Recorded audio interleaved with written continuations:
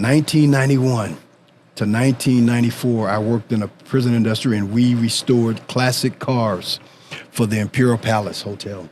They had a collection of classic cars. That's amazing. Restored classic cars in prison. From the bottom up. And I tell you what, you know, that's awesome. They only made 37 Duesenbergs. I had a chance to refurbish one.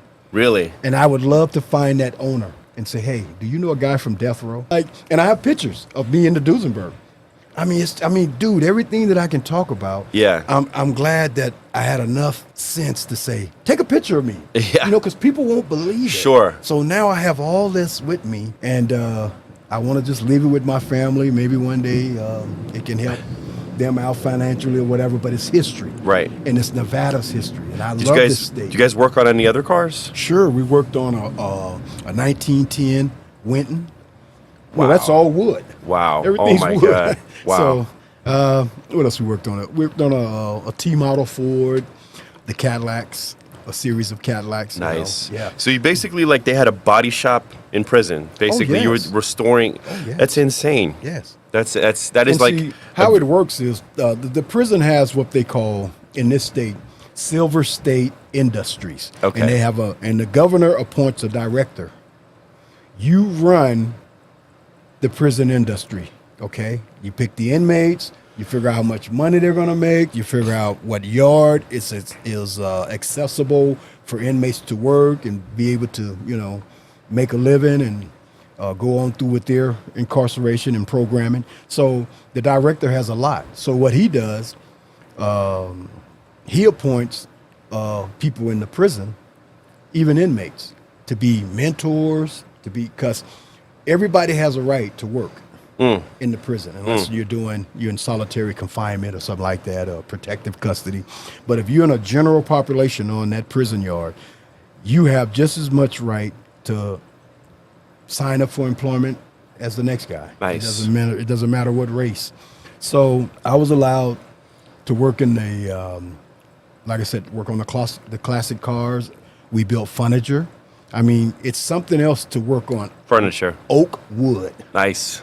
Cherry nut wood. Nice. You know, and to be shown how to care for this, you know. Yeah. And, you know, and make something beautiful out of it. Yeah. So, you know, I was allowed to work in the food processing. And what we would do would cut up tomatoes. Wow. You know, cabbage, you name it. So the company would contract with the prison to get some of the work done for basically cheaper labor? Oh, yes. Yes. Okay. That was the whole makeup. And that's not around today anymore, is it?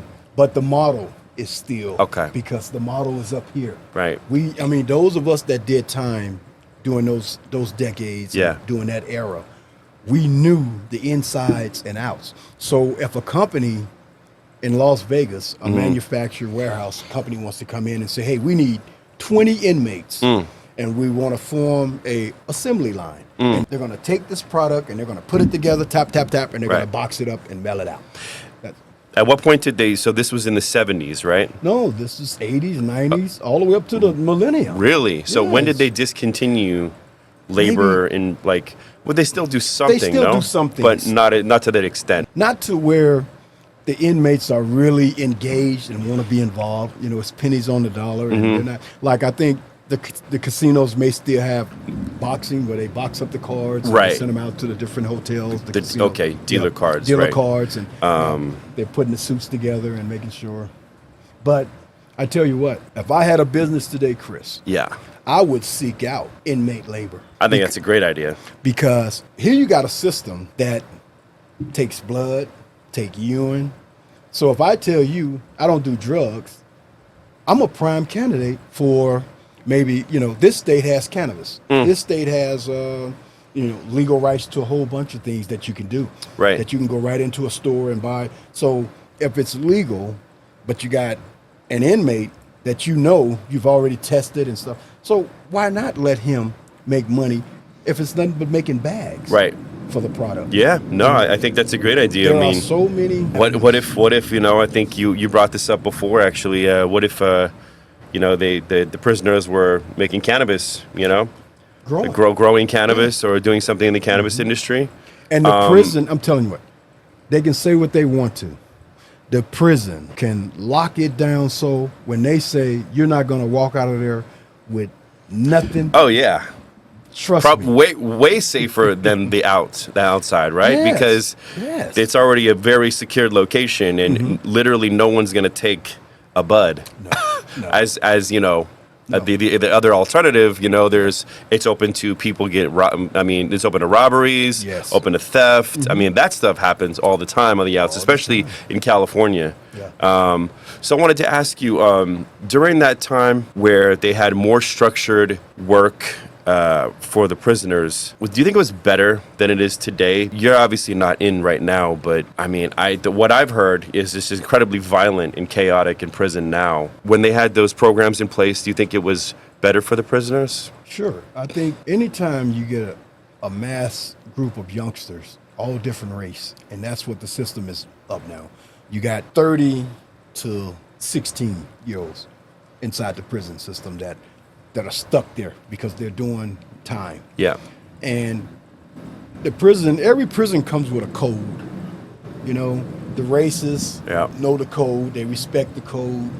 But when you don't have activities, you don't have programs, the masses are gonna get restless. And when they get restless, guess what? I'm gonna look at you and go, I don't like that guy. Who is he? Yeah. Why he get that over there and we don't get this over here? Yeah. And they start looking at each other. Yeah. So now the war starts. Right.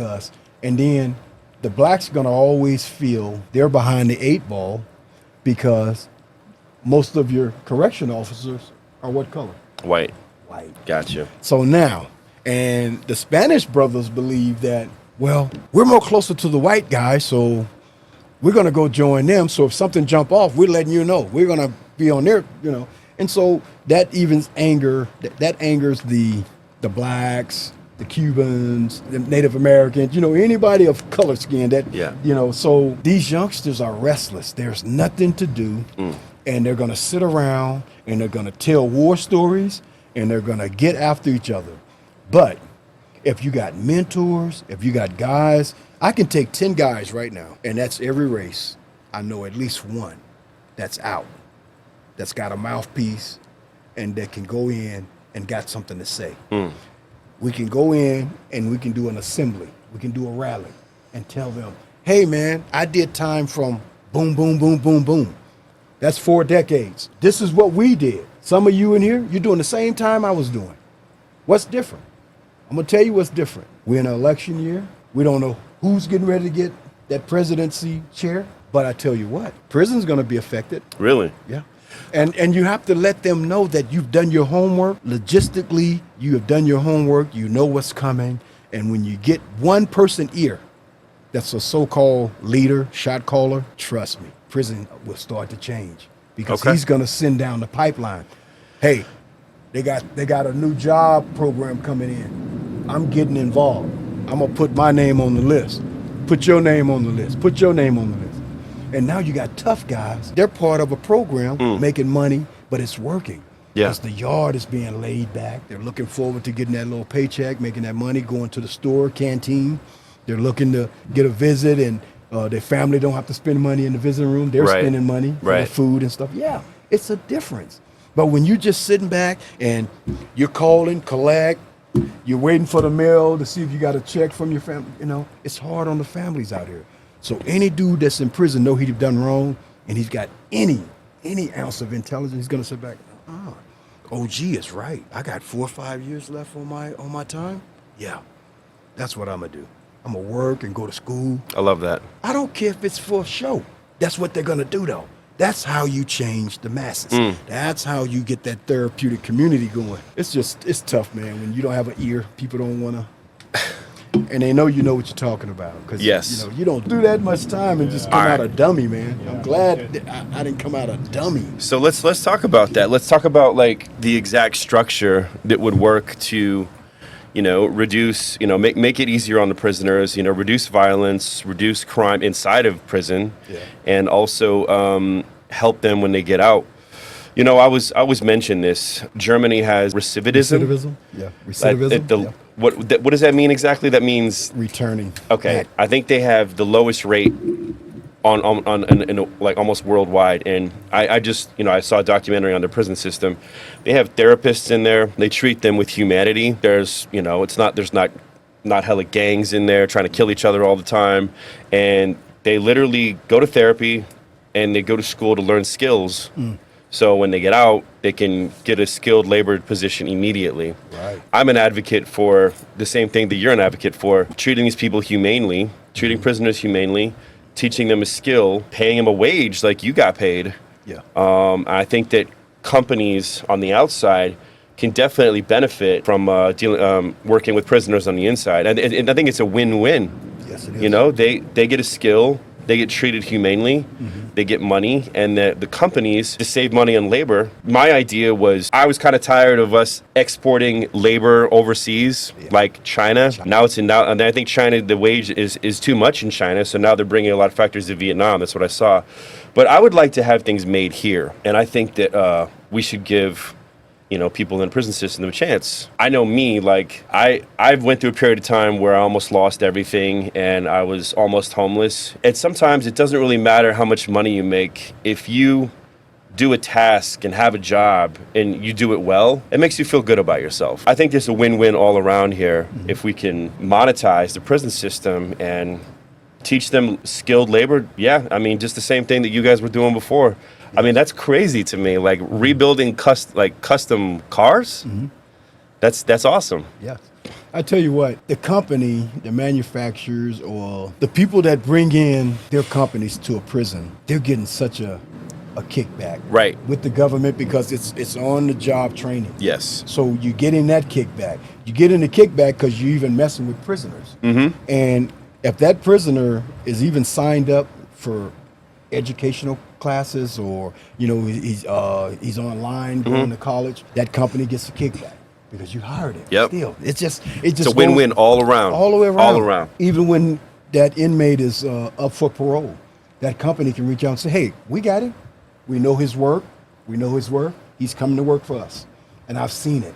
I think I love that. I tell you what, one of the biggest companies that came in, Chris, was the Mustang, Shelby. Shelby came in, and man, they hired like 30 inmates right off the bat. That's awesome. Yeah, at minimum wage. And these guys were fiberglassing, and they was coming back telling us stories about these Mustangs Hell and yeah. these souped up, and so many of them now, they work out towards Apex, towards the Shelby company out there. That's awesome. I'm telling you. That, so not only do they get the skill, on the job training while they're in prison, so as soon as they get out, They got a job. they got a job. And Dude, and you most can't of beat them, that. and most of these guys they're on life parole. Oh, wow. So the company is taking a risk going, I'll deal with this guy for life if you want, because he's on parole. Right.